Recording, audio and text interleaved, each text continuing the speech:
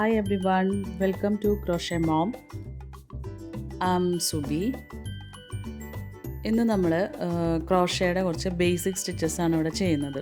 ഇതറിഞ്ഞ് കഴിഞ്ഞിട്ടുണ്ടെങ്കിൽ തന്നെ നമുക്ക് ക്രോഷ ചെയ്യാൻ കുറച്ചും കൂടി ഈസി ആയിട്ട് വരും. അപ്പോൾ ആദ്യം നമ്മൾ ക്രോഷ സ്റ്റാർട്ട് ചെയ്യുന്നത് ഒരു സ്ലിപ്പ് നോട്ട് ഇട്ടിട്ടാണ് ചെയ്യുന്നത്. ഇത് നമുക്ക് രണ്ട് രീതിയിൽ ക്രോഷ സ്റ്റാർട്ട് ചെയ്യാം. ഒന്ന് മാജിക് റിങ്ങും ഒന്ന് സ്ലിപ്പ് നോട്ടാണ് ചെയ്യുന്നത്. മാജിക് റിങ് ഞാൻ പിന്നെ പറഞ്ഞു തരാം. ഇപ്പോൾ ഞാൻ സ്ലിപ്പ് നോട്ടിലാണ് സ്റ്റാർട്ട് ചെയ്യുന്നത്. നമ്മളൊരു വിരൽ വെച്ചൊരു കെട്ടിടുന്ന പോലെ ചെയ്തിട്ട് അതിനുള്ളിൽ കൂടെ യാൺ വലിച്ചെടുത്ത് കഴിഞ്ഞാൽ ഒരു ഹോള് കിട്ടും. അതിലാണ് നമ്മൾ ഹുക്ക് കടത്തുന്നത്. അത് നമ്മൾ കുറച്ചൊന്ന് ലൂസാക്കി വെക്കണം. അധികം ടൈറ്റ് ആയി കഴിഞ്ഞിട്ടുണ്ടെങ്കിൽ നമ്മൾ ചെയ്യുന്ന വർക്ക് നമുക്ക് ഈസി ആയിട്ട് ചെയ്യാനായിട്ട് പറ്റില്ല. പിന്നെ നമ്മൾ ഈ യാണിൽ ഹുക്കിനെ ഒന്ന് ചുറ്റുന്നു. ആ ചുറ്റിനെ നമ്മൾ യാൺ ഓവർ എന്ന് പറയുന്നു. ഇപ്പോൾ ചെറിയൊരു ഹോളുണ്ടാവും, അതിൽ കൂടെ നമ്മൾ യാണിനെ വലിച്ചെടുക്കുന്നതിനാണ് പുൾ ത്രൂ എന്ന് പറയുന്നത്. ഇപ്പോൾ ഞാൻ yarn over and pull through ആണ് ചെയ്യുന്നത്. നോക്കൂ, yarn over and pull through. അങ്ങനെ ചെയ്യുമ്പോൾ നമുക്ക് ഈ കിട്ടുന്നതിനാണ് ചെയിൻ സ്റ്റിച്ച് എന്ന് പറയുന്നത്. അപ്പോൾ ഇതിന് രണ്ട് സൈഡുണ്ട്. ഒരു സൈഡ് ഇങ്ങനെ ഒരു വി ഷേപ്പിലിരിക്കും, മറ്റേ സൈഡ് കുറച്ച് ഉരുണ്ടാണ് ഇരിക്കുന്നത്. അപ്പോൾ നമ്മൾ മിക്കവാറും പ്രോജക്റ്റുകൾ ഈ വി ഷേപ്പിലുള്ള ഭാഗത്തൂടെയാണ് സ്റ്റാർട്ട് ചെയ്യുന്നത്. നമ്മളിനി അടുത്ത സ്റ്റിച്ച് സ്റ്റാർട്ട് ചെയ്യുമ്പോൾ ആദ്യത്തെ നമ്മൾ സ്കിപ്പ് ചെയ്യും, രണ്ടാമത്തിലാണ് ചെയ്യുന്നത്. ഇപ്പോൾ നമ്മൾ യാൺ ഓവർ ചെയ്തു, ഹുക്ക് ഇൻസേർട്ട് ചെയ്തു, പുറത്തേക്ക് വലിച്ചെടുത്തിട്ട് ആദ്യം ഉണ്ടായിരുന്ന ലൂപ്പിൽ കൂടെയാണ് പുൾ ത്രൂ ചെയ്യുന്നത്. ഇതിനാണ് നമ്മൾ സ്ലിപ്പ് സ്ലിച്ച് എന്ന് പറയുന്നത്. നമുക്ക് ഹുക്ക് ഇൻസേർട്ട് ചെയ്യുന്നു, yarn over and pull through. പിന്നെ ഉള്ളായിരുന്ന ഒരു ലൂപ്പിൽ കൂടെ ഹുക്കിനെ വലിച്ചെടുക്കുമ്പോഴാണ് തന്നെ സ്ലിപ്പ് സ്ലിച്ച് എന്ന് പറയുന്നത്. കണ്ടോ? ഇനി അടുത്തതായിട്ട് ചെയ്യാൻ പോകുന്നത് സിംഗിൾ ക്രോഷയാണ്. അപ്പോഴും നമ്മൾ സ്റ്റാർട്ട് ചെയ്യുമ്പോൾ എല്ലാവർക്കും സ്റ്റാർട്ട് ചെയ്യുമ്പോൾ ഇപ്പോൾ സിംഗിൾ ക്രോഷയൊക്കെ ആണെങ്കിലും സ്ലിപ്പ് സ്റ്റിച്ച് ആണെങ്കിലും ആദ്യത്തെ ഒരെണ്ണം നമ്മൾ സ്കിപ്പ് ചെയ്തിട്ടാണ് ചെയ്യുന്നത്.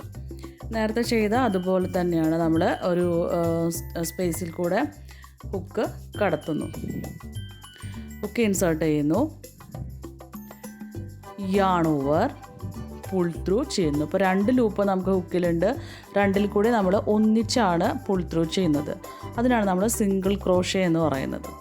ഹുക്ക് ഇൻസേർട്ട് ചെയ്യുന്നു, യാൺ ഓവർ ചെയ്യുന്നു, രണ്ട് ലൂപ്പിൽ കൂടി ഒന്നിച്ച് നമ്മൾ പുൾ ത്രൂ ചെയ്യുന്നതിനാണ് സിംഗിൾ ക്രോഷേ എന്ന് പറയുന്നത്. ഞാൻ ഓരോന്നിൻ്റെയും അബ്രിവിയേഷൻസും കൂടെ അവിടെ കൊടുക്കുന്നുണ്ട്. സാധാരണ അങ്ങനെയാണ് എഴുതുന്നത്.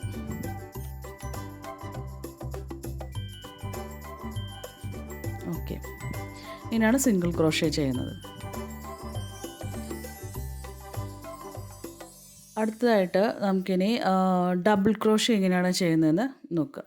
ഡബിൾ ക്രോഷയുടെ മുന്നേ ഹാഫ് ഡബിൾ ക്രോഷേ ഉണ്ട്. അപ്പോൾ നമ്മളൊരു റോ മുഴുവൻ സിംഗിൾ ക്രോഷേ ചെയ്ത് കഴിഞ്ഞാൽ വർക്കിനെ നമുക്ക് ടേൺ ചെയ്യണം.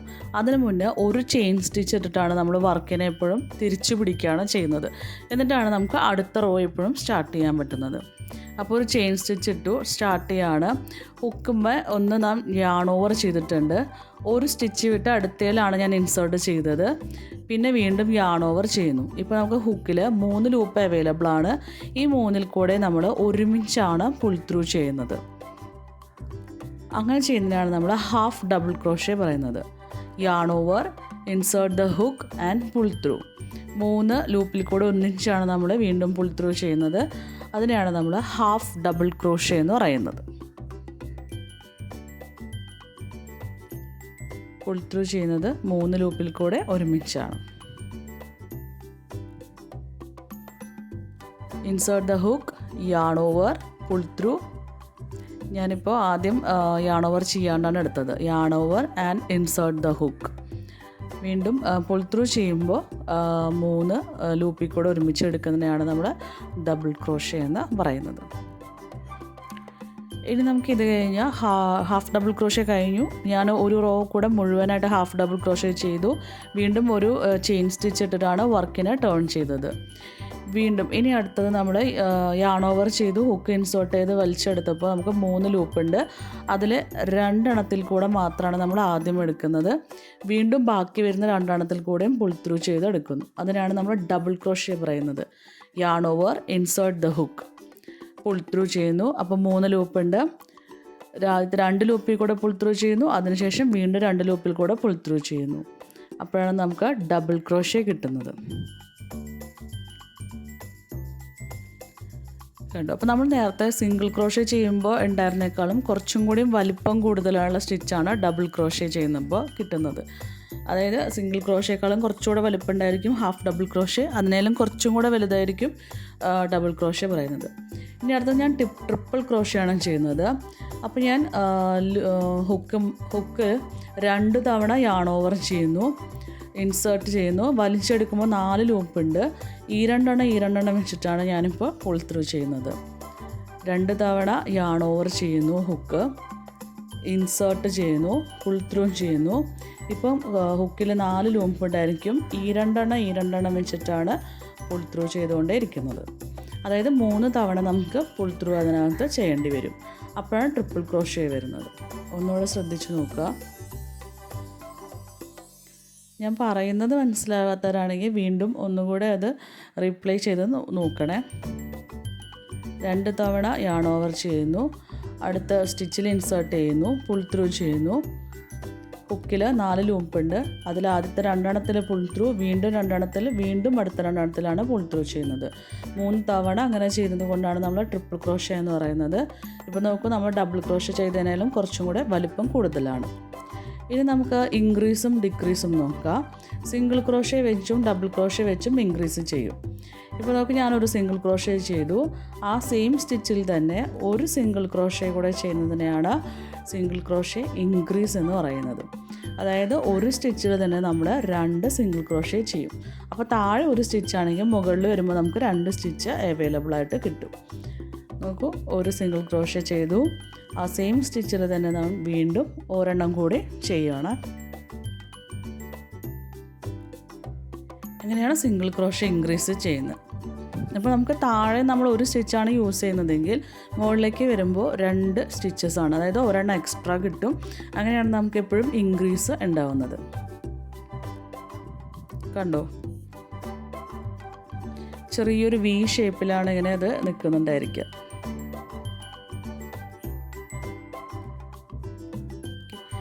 ഇനി നമുക്ക് ഡബിൾ ക്രോഷേ വെച്ചും ഇൻക്രീസും ചെയ്യാം. ഇതുപോലെ തന്നെയാണ് ചെയ്യുന്നത്. ഓരോ സ്റ്റിച്ചിലും ഈ 2 ഡബിൾ ക്രോഷേ ആണ് ചെയ്യുന്നത്. ഡബിൾ ക്രോഷേ ഞാൻ നേരത്തെ കാണിച്ചതാണ്. യാൺ ഓവർ ചെയ്യുന്നു, ഹുക്ക് ഇൻസേർട്ട് ചെയ്യുന്നു, 3 ലൂപ്പുണ്ട്. ആദ്യം 2 കൂടെ വലിച്ചെടുക്കുന്നു, വീണ്ടും അടുത്ത 2 കൂടെയാണ് നമ്മൾ വലിച്ചെടുക്കുന്നത്. അപ്പോൾ അതേ സെയിം സ്റ്റിച്ചിൽ തന്നെ ഒരു തവണ കൂടി നമ്മൾ ഡബിൾ ക്രോഷേ ചെയ്യാണ്. അപ്പോൾ ഡബിൾ ക്രോഷേ ഇൻക്രീസ് ആയിട്ട് വരും. നേരത്തെ നമ്മൾ സിംഗിൾ ക്രോഷേ ചെയ്ത് അതുപോലെ തന്നെയാണ് ഇവിടെയും ചെയ്യുന്നത് കേട്ടോ. താഴെ ഒരു സ്റ്റിച്ച് എടുത്തെങ്കിൽ മുകളിലേക്ക് വരുമ്പോൾ 2 നമുക്ക് കിട്ടുന്നു.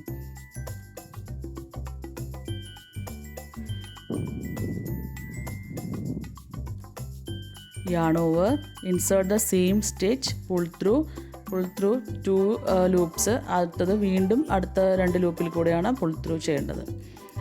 അങ്ങനെയാണ് ചെയ്യുന്നത്. അതായത് ഓരോ സ്റ്റിച്ചിൽ തന്നെ ഈ 2 ഡബിൾ ക്രോഷേ ചെയ്യുമ്പോൾ ഡബിൾ ക്രോഷേ ഇൻക്രീസ് ആയിട്ട് വരുന്നു.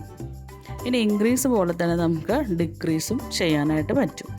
ഇനി നമുക്ക് അടുത്തത് അത് നോക്കാം. സിംഗിൾ ക്രോഷേ ഡിക്രീസ് ആണ്. 2 സിംഗിൾ ക്രോഷേ വെച്ചും 3 സിംഗിൾ ക്രോഷേ വെച്ചും നമ്മൾ ഡിക്രീസും ചെയ്യും. ഇതിപ്പോൾ നമ്മൾ എടുത്തു 2 ലൂപ്പുണ്ട്, അതുപോലെ തന്നെ വെച്ചിട്ട് വീണ്ടും അടുത്ത സ്റ്റിച്ചിൽ കൂടെ ഒന്നുകൂടെ നമ്മൾ യാൺ ഓവർ ചെയ്ത് പുൾ ത്രൂ ചെയ്യുന്നു. ഇപ്പോൾ 3 ലൂപ്പുണ്ട്, 3 കൂടെ നമ്മൾ ഒന്നിച്ച് വലിച്ചെടുക്കുമ്പോഴാണ് സിംഗിൾ ക്രോഷേ 2 ടുഗെദർ ആ ഡിക്രീസാണ് വരുന്നത്. ആദ്യം നമ്മൾ ഹുക്ക് ഇൻസേർട്ട് ചെയ്ത് പുൾ ത്രൂ ചെയ്യുന്നു, വീണ്ടും അടുത്ത സ്റ്റിച്ചിലാണ് നമ്മൾ ഇൻസേർട്ട് ചെയ്തിട്ട് എടുക്കുന്നത്. ഇപ്പോൾ 3 ലൂപ്പുണ്ട്, 3 കൂടെ ഒന്നിച്ചാണ് നമ്മൾ വലിച്ചെടുക്കുന്നത്. ഇതാണ് സിംഗിൾ ക്രോഷേ 2 ടുഗെദർ എന്ന് പറയുന്നത്. അടിയിൽ നമ്മൾ 2 സ്റ്റിച്ച് യൂസ് ചെയ്തെങ്കിൽ മുകളിൽ വരുമ്പോൾ അത് ഒരെണ്ണമായിട്ട് മാറും.